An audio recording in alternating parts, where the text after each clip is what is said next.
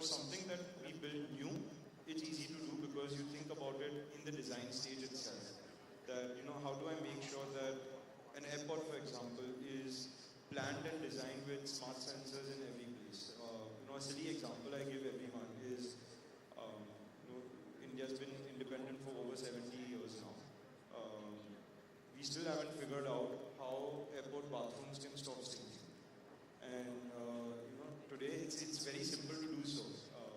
Any one of you guys here would be able to figure it out. But I think it's a very silly example, but that's to the point where I'm saying that with Navi Mumbai, which is our first fully greenfield indigenously designed airport, we're making sure that we sensorize each and every aspect of maintenance, housekeeping, services, retail, so that when we are running the airport, we don't need to have a lot of manual processes. A lot of things happen in an automated way. But yes, at the end of the day, there's still some amount of manual intervention that's required. It just happens more seamlessly. And what technology will allow us to do is to make sure that one is we keep a track of everything, we measure efficiency, and we push efficiency. So we're able to identify areas which are serving as bottlenecks for us and keep pushing that to maximize productivity, maximize throughput to the airports. So that's an example of how we're doing, bringing in technology at airports. But this is happening across the group.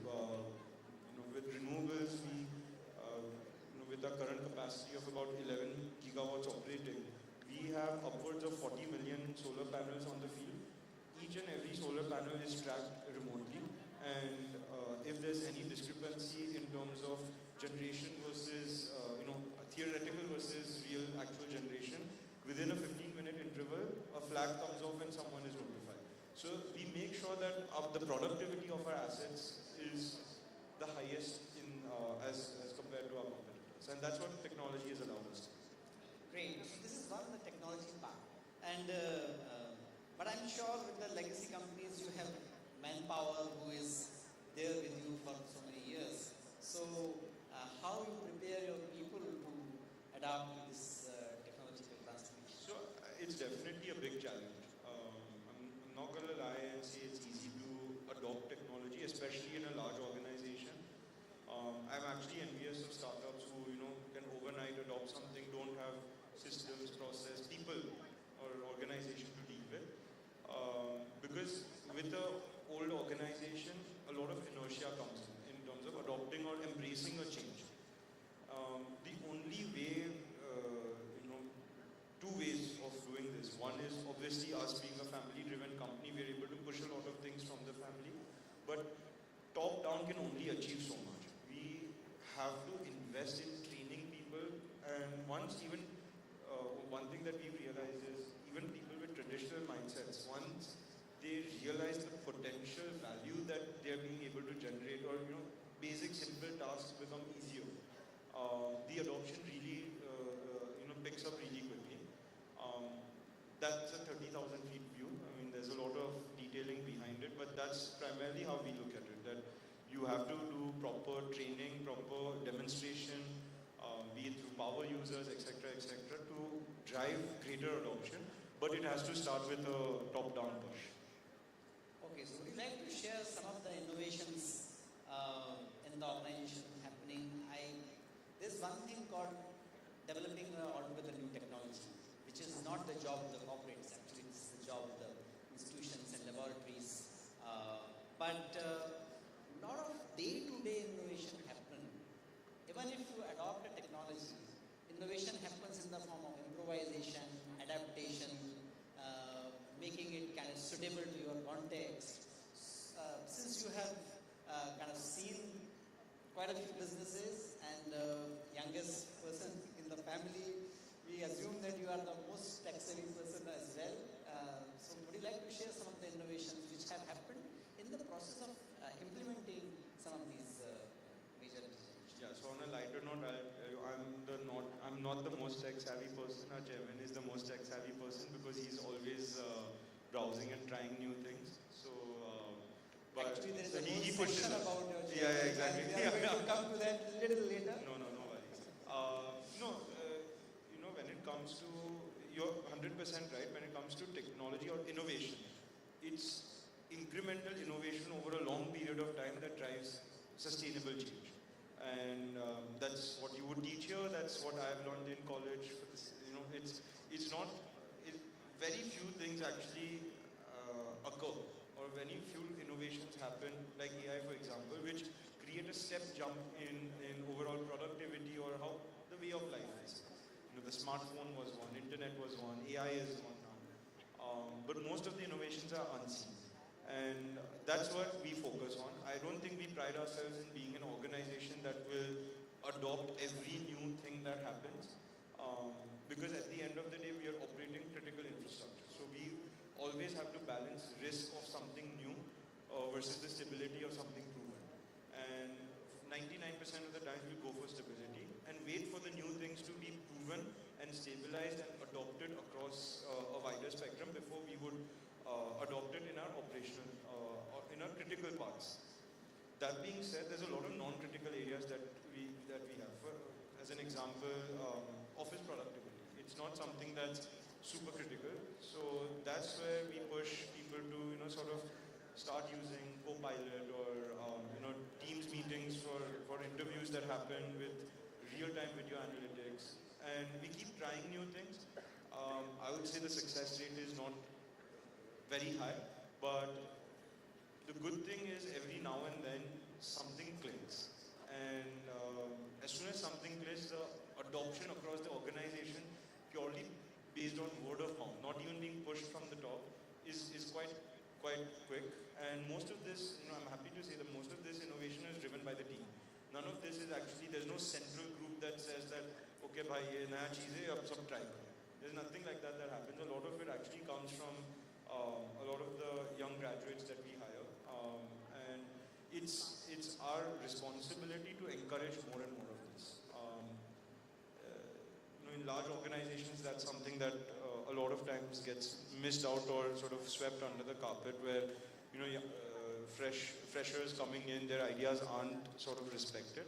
And that's the culture that we're trying to build, that how do we get new ideas in and not be stuck with just what we have. That's so wonderful. It is really like a masterclass, because in our courses we teach that innovation is not like a lottery. You get a jackpot. Actually, it's like a funnel, and you have to keep on doing things, keep trying things, and then few things become kind of, world sees that as a jackpot, but you know that there is a conscious effort behind it. I don't think anything in life happens like that. I think it's always incremental. That's wonderful. So wise word. We all must remember.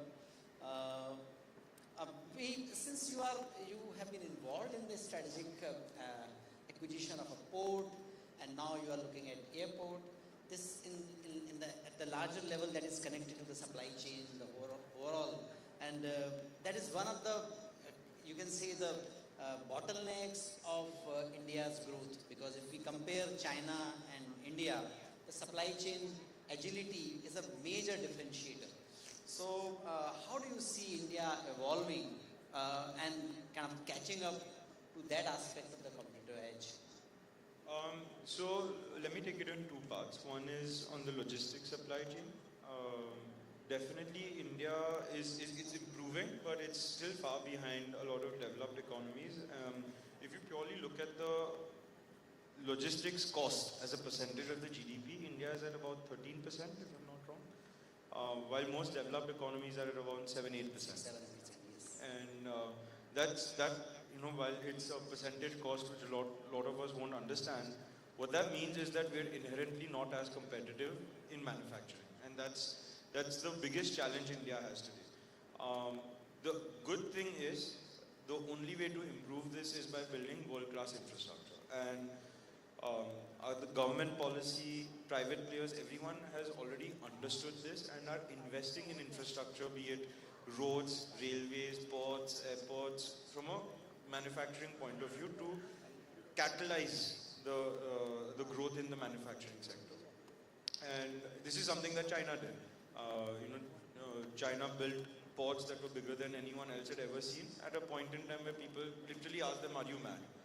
And now that the story is written, we know exactly how it was being thought. And I think that's a note that India is also taking, that don't build for 2 years from now, because the growth that we're seeing, by the time you build it, you're going to be out of capacity. And you will always be, it's like running on a treadmill, you'll be running backwards if anything. So as a group, what we're doing when we're investing in ports or roads, railways, terminals, inland container terminals, we're investing keeping in mind a 10-year growth, a 10-year horizon. That how do we, because it takes 2 to 3 years to build physical assets. It's not like technology or software where you can build it in a short period of time. You have to plan for a longer term horizon, and given the sheer growth and momentum of this country, we know that even 10 years is not going to be enough, but at least to be balanced, we're planning for 10 years ahead, building capacity for 10 years, and then we'll see as soon as you provide the infrastructure, everyone in the world will come and say, boss, mujhe chahiye. Now coming to consumers with airports, it's exactly the same story. If you look at Mumbai, and Mumbai is a classic example of what happened in this. 2006, both Mumbai and Delhi airports got privatized, and a lot of us, we won't remember, but Mumbai was actually bigger than Delhi in terms of passenger traffic. But Delhi had a much larger capacity footprint to expand into as compared to Mumbai. So Mumbai needed a new airport 10 years ago. It's great that it's happening finally, but this should have been done 10 years ago, because what we saw was 2014, Delhi surpassed Mumbai. Mumbai was growing faster than Delhi, but it's a single runway airport. You can't expand beyond a certain limit. And that again goes to the point where capacity, we think that the air traffic is going to grow 11%, 12% on a normalized basis. It's grown 15%. So year on year, supply has always, or demand has always beaten supply. And that's one thing which I would tell everyone is that don't underestimate the power of India. I think our consumers, our demography is so powerful that anything you think is not going to work because it's too small, it's never going to be the case. It's always going to be bigger than you imagine. Again, great lesson. Now, this is a little bit of a selfish question. We really want to take the benefit of your presence here, and a lot of tech buffs, our students have asked, what are the areas, let me give you a little bit of background. It is having your own startup and business idea, sound business idea is one of the coolest thing considered to be on our campus these days. I joined here 15 years ago, and that time getting a finance job was the coolest thing, but now that is not. Every kind of other student is looking for some good idea, wishes to invest time and effort, and want to build something on the technological platform. By the time they are here, not like when they go out and that time they will start it. So our incubation center is getting a lot of application these days. The number of patents have gone 3 times in last 3 years. All that has happened. Would you like to share some of the fields based on your experience? What are the areas where they should look for the deep tech or other technological kind of innovations and ventures? Sorry, I'm also an engineer. Getting a finance job was always boring. No, but you have done a lot of finance. Yeah. No. I think if you look at, to answer your question on what fields should people be looking at, I don't think there's a particular subset. It really depends on what you're interested in, because every single field today has a potential for disruption. And to be successful, you have to disrupt something. It can be the smallest thing. Look at Zepto or Instamart for an example. Did they reinvent technology? No. I think they just looked at a traditional business model and said that I can do it better. And today you see Kirana stores are getting disrupted. So I would say that there's no particular field. Consumers are obviously, that's the sort of blue-eyed industry a lot of people want to work in. But even in deep tech areas like healthcare, biorobotics, medical robotics, biomedical devices, aerospace, everything is ripe for disruption. All it takes is your own interest. And no field is too small. I think that's the idea. Personally, I can only talk about myself. I definitely think with healthcare there's a lot of potential when it comes to genomics, you know, coupled with AI and quantum computing. If I look at a very, very far down the line technology architecture, um, you know, if you really combine these three things together, you completely get rid of generic medicine, because each and every person's physiology and biology is different. How my genetic buildup reacts to a crocin is different from how yours would. And if I have the ability to synthesize and formulate medicine at a micro scale using my genomics, I think that would completely revolutionize the medical industry and the way healthcare is delivered. That being said, I'm not considering affordability or anything. This is pure technology speaking. Um, but yeah, I think there's no field that's too small. This is what excites me the most. Longevity, medicine, there's a lot of exciting stuff happening there. And obviously around infrastructure, you know, how we can boost productivity of our existing infrastructure that, you know, and change the way we use our existing infrastructure, and that will create outsized value. Yeah, that's a couple of things that you know, excite me at least. But really, it's up to all of you guys. You have to find your own field. You have to find what excites you the most, and don't be afraid to pursue your dream. There's a million reasons of saying no, and you have to find your reason to say yes. Wonderful, great. Thanks very much. When you were talking about this customization of the medicine, I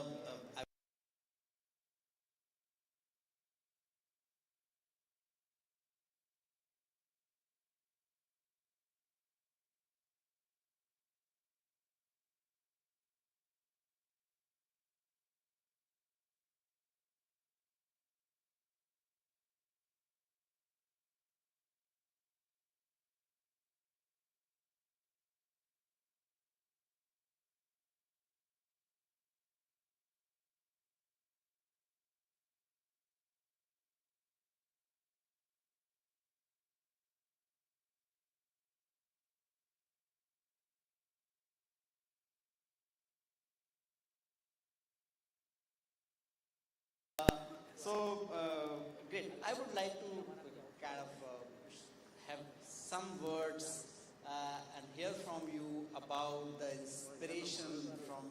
We get a lot of inspiration from the chairman of the group, Mr. Gautam Adani. He's the first generation entrepreneur in that sense, you know, and what he has created is fantastic.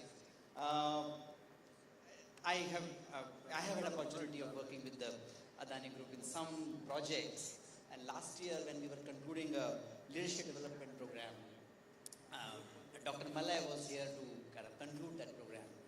So this is one question I always wanted to ask about the chairman of the group. I asked Dr. Malay that your group and your leadership has taken all sort of complex projects. Understandable, appreciate, man, that is, you make this country proud.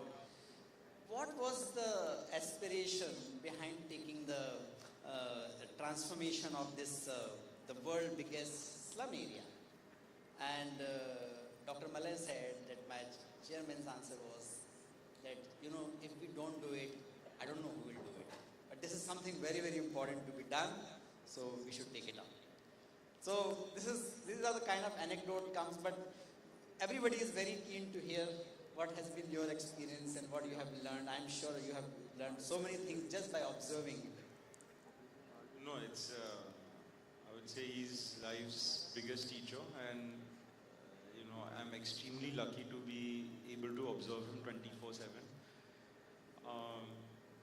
The you know, as a man, he is a force of sheer determination, and you know, his ability to take up any opportunity and maximize what you can do with it is unbelievable.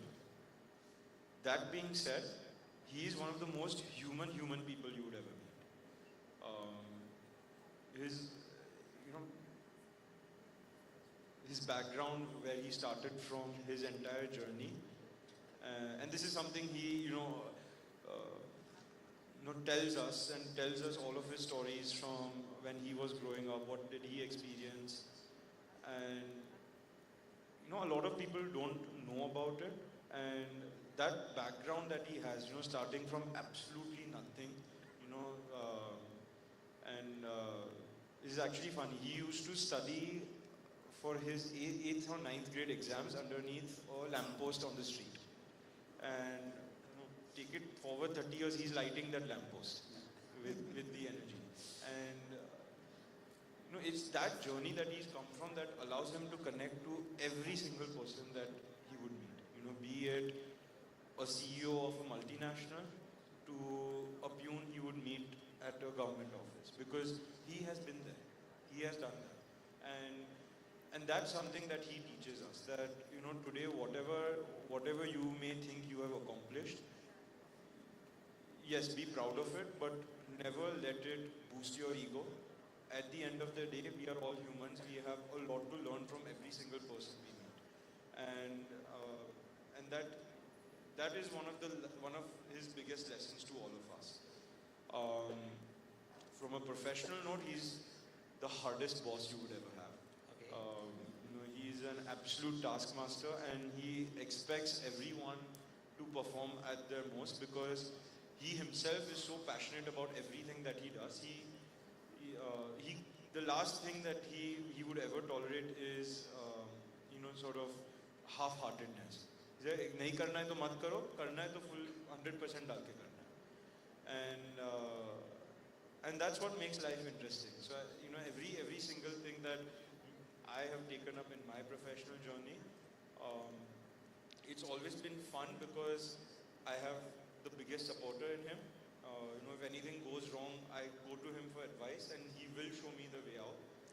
And no day goes by where I don't learn anything. The one thing that inspires me about him is similar to the story that you've taken. Is simple.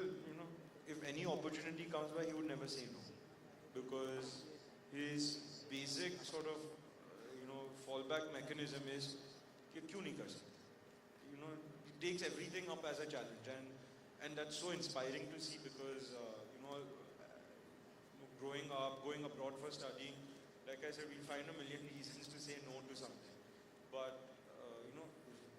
changing your attitude and your mindset to how do we make it possible, rather than always thinking why it's not possible. I think that's the biggest inspiration that I've ever gotten from. Great. You have a legacy to live by. Were there any challenges in your journey, in the professional journey, and how you have handled that? That is also something very interesting. 100%. I think one of the biggest challenges, and it's a professional, personal challenge mixed together.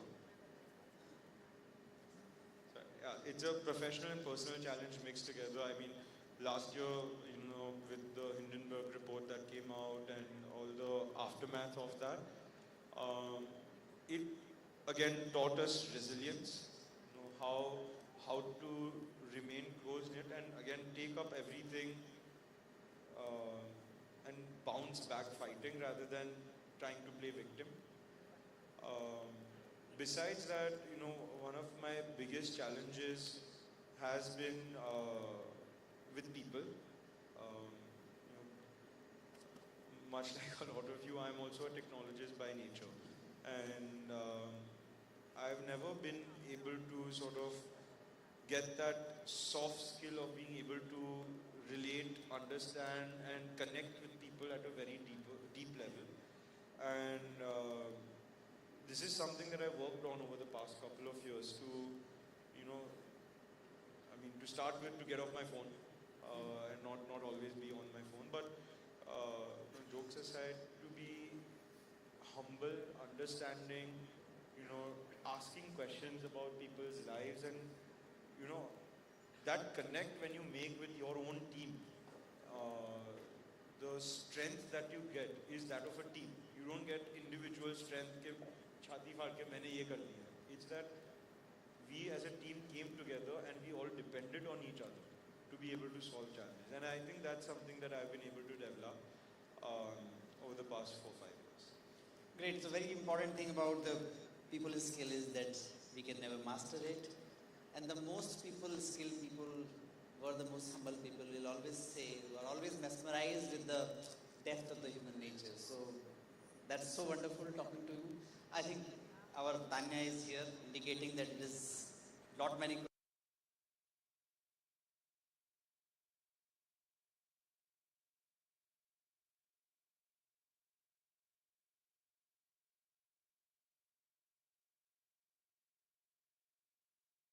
Felicitate Shri Jeet Adani sir with a token of gratitude.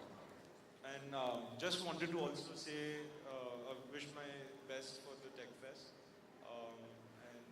It's very inspiring to see everything.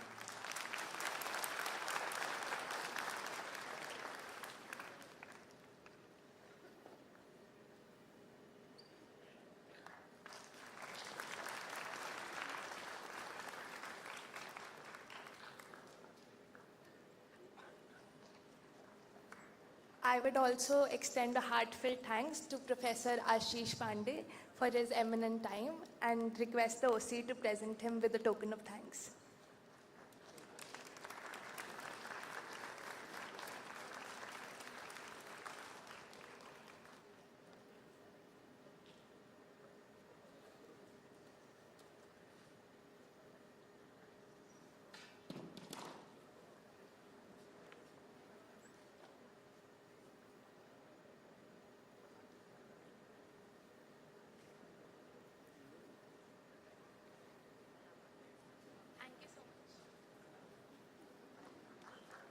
Thank you so much everyone for your time. Thank you for being here with us.